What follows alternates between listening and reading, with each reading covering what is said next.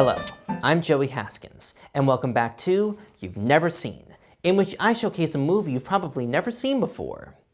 The year is 2080. America is an irradiated wasteland, and within it lies a city. Outside the walls is a desert, but inside is a cursed concrete cesspool. 800 million people live in Megacity 1, breaking under its one weight. Citizens in fear of gangs and guns.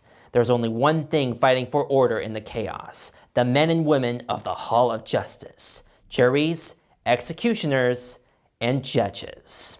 This is Dredd.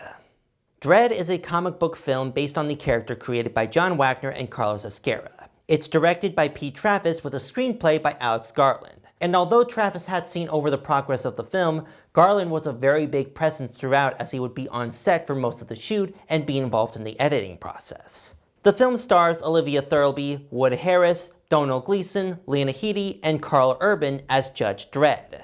You may know Urban from playing Dr. McCoy in the most recent Star Trek films, or as Billy Butcher in the series The Boys, but there's something special about his performance as Dredd. Urban had mentioned before he was a fan of the character and enjoyed taking on the challenge of playing him. Dredd in the comics is more or less this unfeeling, roided up dude who never takes off his helmet. But for this film, they drew back the overemphasis on that, making Dredd more sleeker and likable. But he does never take off his helmet, and that kind of task can be hard for an actor to take on. But Urban manages to act very well through it, and that's also thanks to the cinematographer for the film, Anthony Dodd Mantle. Close-ups of Dredd don't get his whole face, just his mouth, and in a normal movie, that's not something you do. But here, because most of Dredd's helmet is black, they can cheat it by just showing his mouth. And despite it being a film based on a comic book property, it's very low budget, costing only half of the budget of the previous Judge Dredd film made in 1995. The conflict of the film involves Dredd taking a rookie psychic named Anderson on an assessment. What should be a normal drug bust goes horribly wrong when the leader of the complex they're in, Mama, traps them inside, forcing them to climb the building and stop Mama and her drug ring once and for all. The set was built for cheap in South Africa, forcing them to use a lot of close-ups and blocking us from actually seeing it. But it has a lot of personality, so that, along with some solid VFX establishing shots, we can get a pretty clear idea of what it looks like inside and out. But the really good VFX shots are placed throughout the film. The slow motion effect has pretty much been used to death at this point, so anybody who uses it in a movie is not doing anything special. A good slow motion shot shows details on certain things you wouldn't see in normal time. But what if the slow motion effect was incorporated into the story itself? And in Dredd, it is. The drug that the villain Mama distributes is called slow-mo and causes those who take it to perceive the world in slow motion.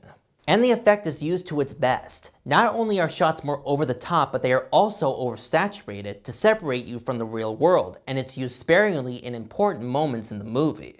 Once in the beginning to establish it, once to create a crime scene, once for an action scene, and once in the end.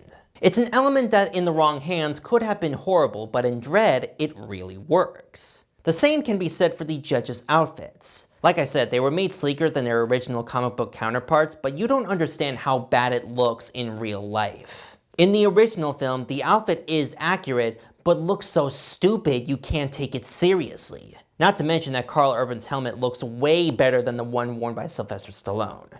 I mean, come on. Look at that and tell me you don't smirk a little bit. And because of the emphasis on these points and the dedication from the filmmakers, the movie is easy to follow and get into. Even if you aren't a fan of Judge Dredd, you could enjoy this film. Although the film was critically acclaimed, it was an absolute failure at the box office, not even making back its budget. The blame for this is solely placed on the marketing team. A movie could be one of the best ever, but if it's not marketed well, it could be a surefire disaster, and Dredd is unfortunately no exception.